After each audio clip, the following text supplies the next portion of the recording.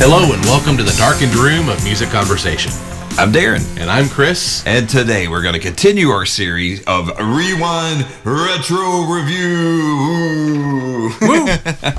Always scary. Well, you know what we do here. Yeah. This is our third installment. And what we're doing, we're going through the decade of the 80s right now, picking out a random album. And today we worked our way up to 1982. And this is going to be really cool because we're going to feature Fleetwood Mac's Mirage. Nice. So, you know, a lot of things happened between the recording of Tusk in 1979 and the recording of Mirage in 1982. Not the least of which, Stevie Nicks became one of the biggest stars on the entire planet. That's right, yeah. You know, with her album Belladonna, she was like an ultra superstar. Yeah. Awesome stuff on that album. No doubt about it. Incredible record sales, commercial success, critical success. I think it sold like 4 million copies. That's right. And even Lindsay had went solo and had a top 10 hit, number 9, I believe it was, with the song Trouble, which I absolutely love. I love that song. I think if it would have been on a Fleetwood Mac album, it'd be an all-time classic, to be honest with you. Yeah. And I believe John and also Mick Fleetwood played on that song, too. Yeah, so I think you're right. You can kind of tell. I'm not sure if Christine was there or not. I don't think Stevie was invited, but anyway, it was a good song, a good experience for him. And speaking of Christine McVie, she had went off on her own and done some production stuff with like Robbie Patton, who had a hit in the early 80s too, an album called Distant Shores. So they were all kind of doing projects outside the scope of Fleetwood Mac. So 1982 rolls around and everybody's kind of wondering, are they still together? Is Stevie gonna leave? She probably could have left at that point. Yeah. And I would have understood if she would have left at that point. Yeah. I'm kind of, honestly, in retrospect, kind of confused as to why she stayed in Fleetwood Mac, but glad she did. Yeah. We did a little research on that, and she was dating Jimmy Iovine. Yeah, I have a hard time pronouncing his name sometimes. Massive producer. He had done like Born to Run for Bruce Springsteen, Patti Smith, Tom Petty and the Heartbreakers, the album with Refugee, whatever that was called. Damn the Torpedoes. He produced Belladonna. Absolutely. But then after that, they broke up. Right. So Stevie, I guess, felt like she was kind of lost in what direction she was going to go in her solo career. So that's kind of why she went back to Fleetwood Mac, from what we can gather. And you know what? I respect her for going back to Fleetwood Mac. Yeah. Because it would have been understandable if she said, you know what? I've kind of outgrown this. And she kind of had at that point. Yeah. But she stayed. And we're going to get into exactly what happened when they got together and recorded the Mirage album. That's right. It was actually released in June 18th of 1982 on Warner Brother Records. Went to number 1 on the Billboard 200 chart. 2 times platinum. Wow. So we saw quite a bit of success out of this one.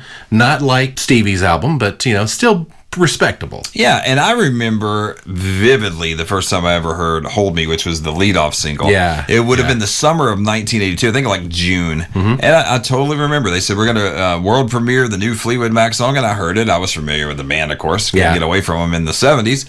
And I thought it was great. Me and the neighborhood kids thought it was hilarious because what we were hearing in our young 11-year-old minds was, I want a weenie.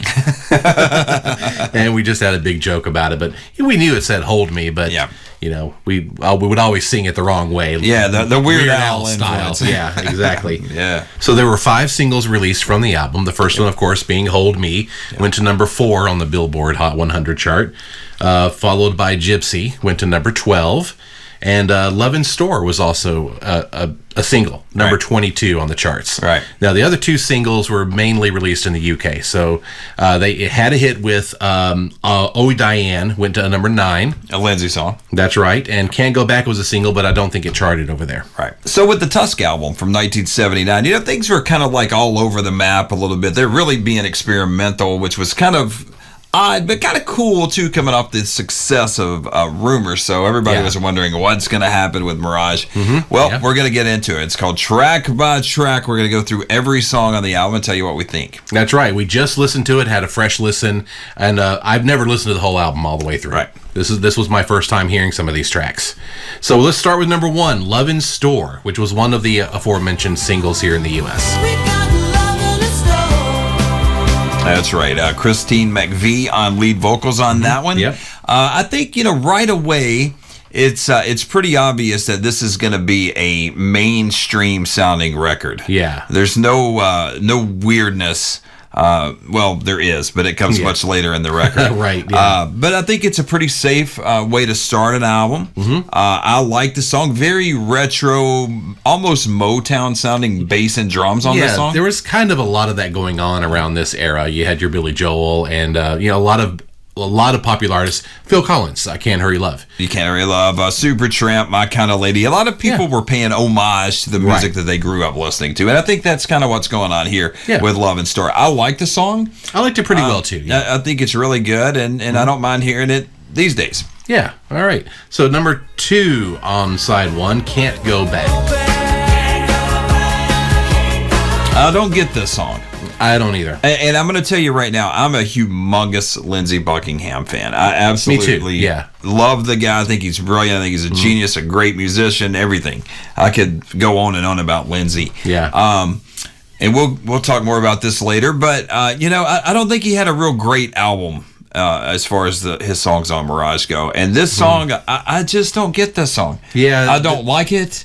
And it just doesn't really do anything for me. About halfway through this one, I was ready to skip it, and we didn't. We didn't do any skipping. We listened to it beginning to end, but I wanted to skip this one. And it sounds like total filler. That's my opinion, and you guys feel free to drop your own opinion in the comment section. I can't for the life of me understand why this song is track 2 on the album. Yeah, we're gonna have some comments on what we think like the definitive order of this album probably should be. Yeah. And I'm going to have some thoughts on that coming up. So sounds good. All right, track number 3 is That's All Right. That's all right.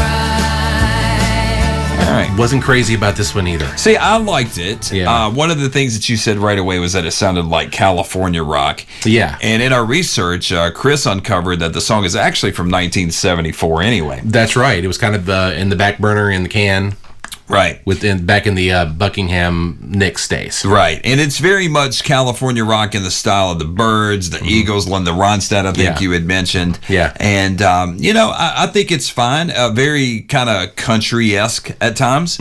Yeah. I think it's an okay song. Yeah, okay. I'd give it an okay for sure. Right. Stevie's definitely capable of more. Totally. Yeah, I agree with that. All right, moving on to track number 4, Book of Love. Book of Love. Okay. This is a Lindsey song, right? Yes, it is. Once again, a little bit better than Can't Go Back, but it doesn't slay me. Just doesn't slay me. Yeah. He does this weird screeching with his voice during the chorus that it doesn't really fit the song, I think. Right. And let me say this, and once again, we're not making any, judgments. We're not making light of it or anything. Yeah. The band, they were legendary drug addicts. And they've been forthcoming with that in many books and interviews and stuff all through the 70s.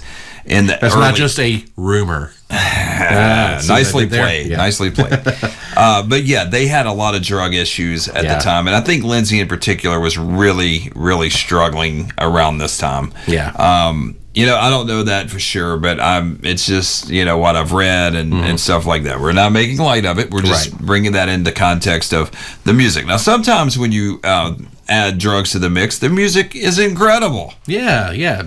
See Pink Floyd. Exactly. Yeah. In this case, I think it may have held Lindsey back a little bit. I think maybe so, yeah. Quite honestly. Yeah. Because you can overuse it and it works to your detriment for sure. Right. I didn't really like that song a whole lot, Book of Love. Not much. Didn't do much for me. Same here. So let's go on to the better stuff. Track number 5 is GYPSY. An all-time classic, a top 3 Fleetwood Mac song, in my opinion. Absolutely, yeah. This is absolutely one of my favorite Fleetwood Mac songs, if not the favorite. I'd have a hard time picking the ones. Yeah, I say top 3 because, they probably are interchangeable when you get that. It's like Elton John. When you get to the top 10, it's like, come on. Right. But GYPSY is just a fantastic song. It does everything, all the elements that the best classic Fleetwood Mac stuff does. It's got atmosphere, it's got great vocals, and it's very musical. I always thought Fleetwood Mac was a very musical band. I don't think anybody in the band is a virtuoso player, but collectively they're really good.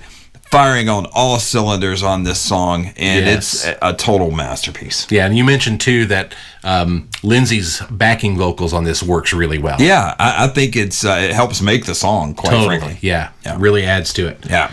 All right, closing out side 1, track 6 is Only Over You. It's only over you. I liked it. I like that one too. Yeah, I like it a lot. Now, I'm going to say this about Christine McVie. I think she's underrated. I've always felt she was underrated, overshadowed, because, let's face it, maybe a lot of people think that Stevie's prettier or whatever, that's important when it comes to music. Or cooler because she does the whole, the witch thing. The witchy thing, yeah. But Christine McVie is a top flight musician the way around. Yeah. And we're going to verify this and make sure this is true. I'm pretty sure that Christine McVie had twice as many hits as Lindsay and Stevie combined. Yeah. So we're going to verify that to make certain, but just try that on for size. Let that sink in for a second. I'm going to verify the stats and put them on the screen for you right now. The Billboard Bible.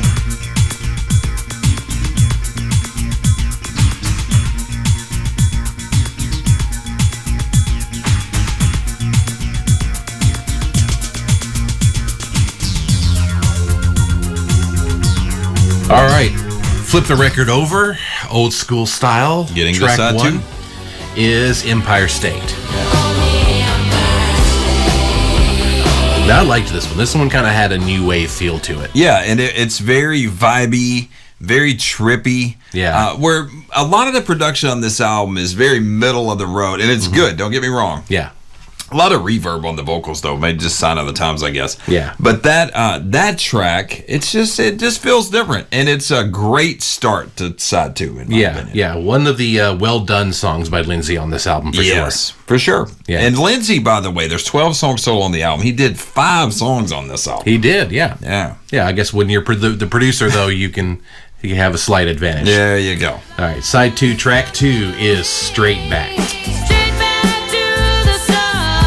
All right, next to Gypsy, my favorite song on the record. Me too. Yeah, we were totally in agreement on that. And that's a Stevie Nicks song, of course, and it's about a reference, anyway, to the breakup that she had with Jimmy Iovine. Yep. And that's the subject matter, and, let's face it, when Fleetwood Mac does breakup songs, they're pretty kick-ass. They are, yeah. So 1 point for that one for sure. Yes. All right. Biggest single off of the album is next, Hold Me. Yeah. Track 3 on side 2. Once again, we're talking about a song that encapsulates all the great elements of Fleetwood Mac. It's absolutely catchy. Yeah. It's definitely got its own thing going on, its own style, and it's just a masterful pop song. It's not too long, kind of gets to the point, and with repeated listens, you'll love it even more. Yeah, and it definitely fit into the vibe of 82 with MTV going on and all that. It fit right into it, sounded great, and still sounds great to this day. It outlasts a lot of that stuff from then. Completely agree. Yeah. All right, next track. Probably, the biggest hit in the UK anyway. Oh, Diane. Oh, Diane. Okay, I didn't get this song. I just didn't get it. Once again, it's a Lindsay song, very throwbacky, like we were talking about, to like the 60s reference points. Yeah, Frankie Avalon kind of thing. Yeah, very like male vocal kind of thing. And sometimes I like songs like that. I don't know. This song is a yawner to me. Yeah, I think this is probably my least favorite on the whole album. I agree. Yeah, I agree. It's not interesting in the slightest, in my opinion. And once again, let me say over and over before all the haters come out for me, I love Lindsey Buckingham. Yes. If I had to pick a favorite person in Fleetwood Mac, it would be Lindsey. There you go. Yeah, no question about it. I think he's a badass. Yeah, so we're not just trying to pick on Lindsey at all. Yeah, it's like your favorite athlete having a bad season every now and then. You don't discard them because they have a bad year. Yeah, I just don't like the song. Just don't like it. Well, people in the UK seem to like it. It did go to number 9 on their chart. Yeah, so well, there you go. Good for them. Yes. Right? All right. Okay, so track 5 on side 2 is Eyes of the World. Eyes of the world. Okay, now this song I actually like. It's got some energy. Once again, a Lindsay song. Yeah. And so we're getting our fill of Lindsay songs all of a sudden on the record. Yeah. But I liked it. I like this one too. Yeah, it's weird. It's very weird. It does. But I think this fits on the album for sure. Yeah, the song itself, for some reason, works in the context of all these songs. Even though it's very different from the rest of the songs, it still fits in somehow. It does, yeah. It's kind of weird. Yeah.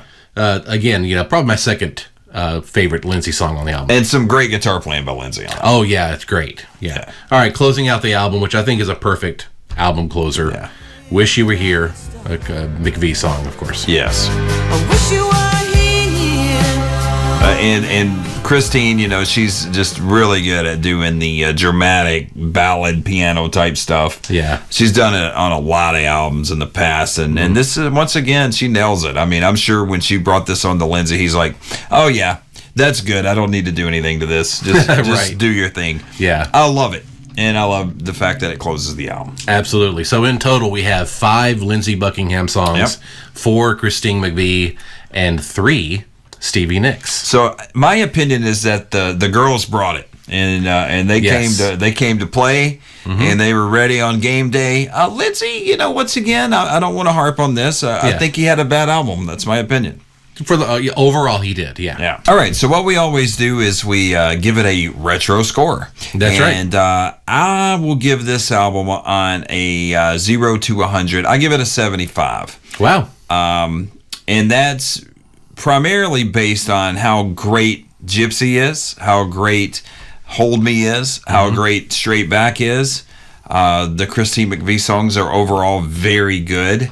And I got to take away for the Lindsay songs, even though almost half the album is Lindsay songs. Yeah. I still think those songs that are great are so great, I got to add a little bit to it. So I can't just say, it's, a failing grade because half the songs I don't really like that much. Yeah. So I give it a 75. Without GYPSY, without Hold Me, I mean, it's in D territory for me, like on a grading scale. You kind of took the words out of my mouth. It's like that's exactly. Sorry about that. No, that's fine. I mean, we are in agreement here. Yeah. GYPSY and Hold Me definitely elevate this album up. Sure.